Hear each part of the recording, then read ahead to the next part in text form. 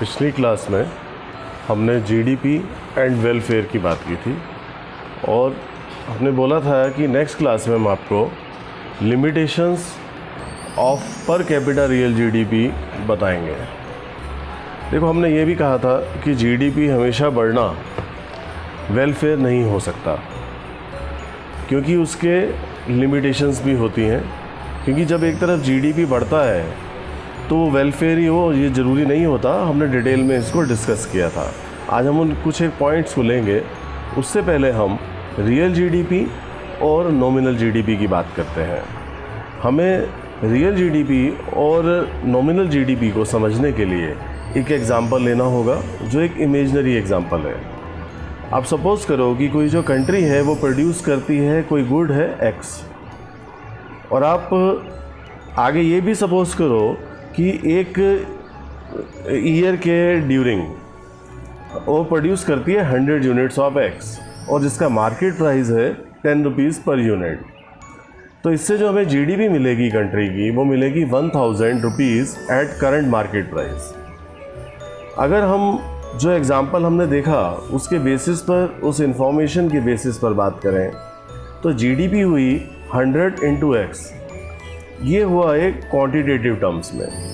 और हम अल्टरनेटिवली बात करें तो हम इसको एक्सप्रेस कर सकते हैं जीडीपी एज ₹1000, और ये करंट मार्केट की प्राइस में बात हुआ और वैल्यू ऑफ क्वांटिटीज़ की बात हुई। इस बेसिस पर हम देखें तो हमें रियल जीडीपी और नॉमिनल जीडीपी में डिफरेंस मिलता है। जब हम जीडीपी को एक्सप्रेस करते हैं फिजिकल क्वांटिटी में, तब इसको हम रियल जीडीपी बोलेंगे, और जब हम इसको एक्सप्रेस करते हैं करंट मार्केट वैल्यू की क्वांटिटी में, तो हम इसको नॉमिनल जीडीपी बोलेंगे। यानी कि ₹1000 जो हुआ वो नॉमिनल जीडीपी हुआ, और जो 100x हुआ वो हुआ आपका रियल जीडीपी। देखो, इसके बाद हम बात करेंगे कि पर कैपिटा रियल जीडीपी क्या होता है। जो पर रियल जीडीपी इंडिकेट करता है overall economic performance of the country, but the prosperity of the country is better judged bye पर कैपिटा रियल जीडीपी। देखो, जब भी इंक्रीज़ होता है पर कैपिटा रियल जीडीपी में, वो इंडिकेट करता है increase in per capita availability of goods and services.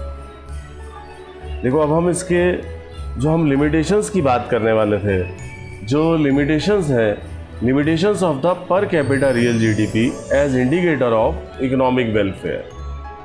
पर कैपिटा रियल जीडीपी को अगर हम देखें तो वो एक इंडिकेटर है इकोनॉमिक वेलफेयर का, बट लेकिन हम इसको देखें तो ये आप कह सकते हैं कि एक कंप्लीट इंडिकेटर नहीं है, क्योंकि इसके बहुत सारे रीजंस हैं कि ये कंप्लीट इंडिकेटर नहीं है। देखो, सबसे पहले हम बहुत इंटरेस्टिंग इंडिकेटर लेंगे, जो कि है फर्स्ट है contribution of some products may be negative. देखो, अब जैसे जीडीपी है, जीडीपी में सभी final goods and services include होते हैं, जिसमें मिल्क भी आता है और लीकर भी आता है। अगर हम मिल्क की बात करें, मिल्क इमीडिएट और अल्टीमेट सेटिस्फाइड करता है, और जो हेल्थ के लिए भी अच्छा है, और उसकी क्वांटिटी जीडीपी में इंक्लूड होती है। लेकिन अगर हम लीकर की बात करें, वो इमीडिएट सेटिस्फैक्शन करता है, लेकिन अल्टीमेटली वो वेलफेयर को डिक्लाइन करता है, क्योंकि हार्म करता है वो सबकी हेल्थ को। तो अगर हम जीडीपी की मॉनेटरी वैल्यूज़ को लेते हैं प्रोडक्ट्स में, सिर्फ इस बेसिस पर नहीं लेते हैं कि उसका वेलफेयर क्या है। और इकोनॉमिक वेलफेयर किस पे डिपेंड करता है कि वॉल्यूम ऑफ कंजम्पशन पे नहीं करता है, बल्कि इस बात पे भी करता है कि हम किस टाइप की गुड्स एंड सर्विसेज को कंज्यूम करते हैं। और ये पॉइंट को हमें माइंड में रखना चाहिए कि जब भी हम कॉन्क्लूज़न में जाएं कि इकोनॉमिक वेलफेयर नेशनल इनकम से कितना है। देखो, फिर हम बात करते हैं, सेकंड पॉइंट है many goods and services contributing economic welfare not included in GDP. देखो, बहुत सारे नेशनल इनकम में हम बहुत सारी गुड्स एंड सर्विसेज को हम इंक्लूड नहीं करते हैं, जैसे हाउस वाइफ की सर्विसेज हैं, जैसे घर में जो और लोगों की भी सर्विसेज होती हैं, उसको हम प्रोडक्शन में इंक्लूड नहीं करते हैं। These non-exchange and non-monetary production activities are left on account of non-availability of data, क्योंकि इसका डाटा जो है वो अवेलेबल नहीं होता है इन एक्टिविटीज़ का, इसलिए हम इसको बाहर रखते हैं। क्यों? क्योंकि इनकी वैल्यूएशन करने में प्रॉब्लम होती है, लेकिन कहीं ना कहीं ये कंट्रीब्यूट करता है और इकोनॉमी में वेलफेयर भी करता है। So if depend only on GDP we would be underestimating economic welfare. तो अगर हम कहें कि हम हाउस वाइफ की सर्विसेज को इंक्लूड नहीं करते और उससे इकोनॉमिक वेलफेयर होगा, ये कोई ज़रूरी नहीं है।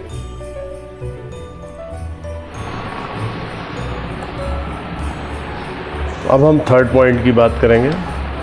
थर्ड पॉइंट है externalities not taken into account in GDP but effect welfare. ये मोस्ट इम्पोर्टेंट है, बोर्ड के पेपर्स में कई बार पूछा जाता है। एक्सटर्नलिटीज़ जीडीपी वेलफेयर के हिसाब से देखो, इसमें क्या होता है कि when the activities of one result in benefit और harms to other with no payment received for the benefit and no payment made for the harm done, such benefits and harms are called externalities।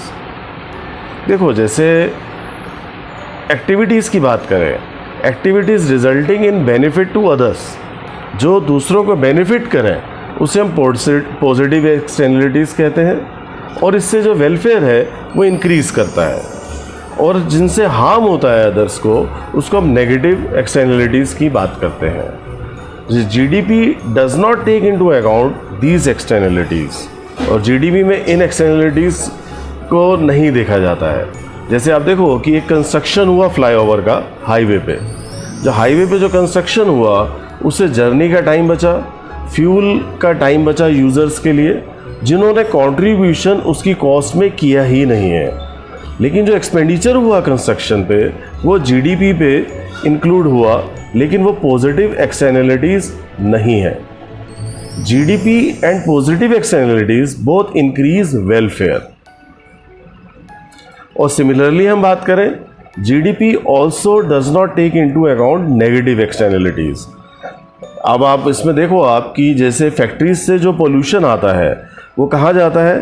वो reverse में जाता है। जैसे दिल्ली में जो Yamuna ji river है वो ड्रेन में कन्वर्ट हो गई है, और इसका एक लिविंग एग्जांपल है। जो पोल्यूशन है वो हार्म करता है लोगों को, लेकिन आप एक बात और देखो कि जो फैक्ट्रीज़ हैं उनको कुछ भी पे नहीं करना पड़ता। जो लोगों को नुकसान हुआ, जो पोल्यूशन लोगों को झेलना पड़ा, उसके लिए उनको कुछ भी कंट्रीब्यूशन नहीं करना पड़ता। Producing goods and services increases welfare but creating pollution reduces welfare. अब हम नेक्स्ट बात करते हैं। अगला पॉइंट है change in distribution of income में इफेक्ट वेलफेयर। देखो, जितने भी हम लोग हैं सब same amount of income earn नहीं करते। किसी की इनकम ज़्यादा होती है, किसी की इनकम कम होती है। अगर हम अदर वर्ड्स में बात करें कि अनइक्वल डिस्ट्रीब्यूशन ऑफ इनकम होता है, और सेम टाइम पे हम देखें कि ये बात भी सही नहीं है। Even of rise in per capita real income all are not better off equally. जो पर कैपिटा इनकम है वो एक एग्जांपल है, उससे हम ये नहीं कह सकते कि सब ही बेटर ऑफ, सबकी लाइफ जो है वो बेटर हो जाती है, क्योंकि ये एक एवरेज है। किसी की इनकम जो है वो बढ़ जाती है और किसी की कम हो जाती है। जो नेशनल एक एवरेज आती है उसके अगर हम कंपेयर करें तो, और किसी की फॉल भी कर जाती है। इसका मतलब क्या है कि जो इनइक्वलिटी है डिस्ट्रीब्यूशन ऑफ इनकम में वो इंक्रीज़ भी हो सकती है और डिक्रीज़ भी हो सकती है। देखो, अब इसमें हम एक एग्जांपल और लेते हैं। देखो, यूटिलिटी ऑफ रुपी जो है इनकम का to the poor is more than to the rich. अगर आप एक चीज़ देखो कि जो इनकम है पुअर की, अगर वो 1 रुपीज़ कम हो जाती है and that of rich increases by 1 रुपी, इस केस में क्या होगा? डिक्लाइन होगा वेलफेयर में of the poor will be more than increase in the welfare of rich. उसका रीज़न है क्योंकि पुअर की इनकम अगर 1 रुपये कम हो जाए तो उसको बहुत फ़र्क पड़ने वाला है, लेकिन रिच की पीपल अगर 1 रुपी अगर इंक्रीज हो जाए तो उसको कुछ फ़र्क नहीं पड़ने वाला है। Therefore if with rise in per capita real income inequality increases it may lead to decline in welfare. और अब हम लास्ट पॉइंट लेते हैं इसमें, all product may not contribute equally to economic welfare. जैसे हमने पहले भी डिस्कस किया कि इकोनॉमी में तो बहुत सारे प्रोडक्ट्स बनते हैं, जैसे कि फूड हो गया, हाउसेज हो गए, clothes, police services, military services. लेकिन जो कुछ एक प्रोडक्ट्स हैं जो कंट्रीब्यूट करते हैं वेलफेयर के लिए, जैसे फूड है, क्लोथ्स है, हाउस है, ये डायरेक्टली कंट्रीब्यूट करते हैं। जैसे पुलिस सर्विसेज है, मिलिट्री सर्विसेज है, वो कंपेरेटिवली कंट्रीब्यूट तो करते हैं लेकिन लेस कंट्रीब्यूट करते हैं, और उससे डायरेक्टली इकोनॉमी में वेलफेयर नहीं होता और ना ही सबका लिविंग स्टैंडर्ड बढ़ता है डायरेक्टली। और अगर हम एक चीज़ देखें इसमें कि इकोनॉमिक वेलफेयर, हमने पहले भी बात की कि हम किस टाइप्स के गुड्स एंड सर्विसेज प्रोड्यूस करते हैं। हम ये बात को नहीं देखते कि हम कितना प्रोड्यूस करते हैं, किस टाइप के गुड्स एंड सर्विसेज प्रोड्यूस करते हैं, उससे हमें जीडीपी का और वेलफेयर का पता चलता है। जैसे हमने फर्स्ट पॉइंट को डिस्कस किया था कि जो सब जितने भी प्रोडक्ट होते हैं सबका कंट्रीब्यूशन जीडीपी में तो सेम होता है, लेकिन उसके जो इफ़ेक्ट होते हैं, जो प्रोडक्ट के इफ़ेक्ट होते हैं वो नेगेटिव भी हो सकते हैं और पॉजिटिव भी, जो हमने मिल्क और लीकर का एग्जांपल लिया था। देखो अभी इसमें जीडीपी एंड वेलफेयर में आज हम इतना ही करेंगे, और ये चैप्टर आपका नेशनल इनकम का लास्ट चैप्टर है और इसमें से कई बार 4 मार्क का क्वेश्चन पूछा जाता है। और अगली क्लास में हम नेशनल इनकम में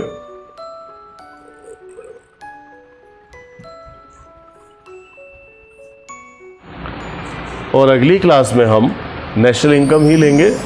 और आपको जो भी प्रॉब्लम हो आप मेरे को व्हाट्सएप करके और आप मेल करके पूछ सकते हैं, और मेरे चैनल को आप सब्सक्राइब करो, शेयर करो। Thank you. और अगली क्लास में हम नेक्स्ट पार्ट में नेशनल इनकम के जल्दी ही मिलते हैं।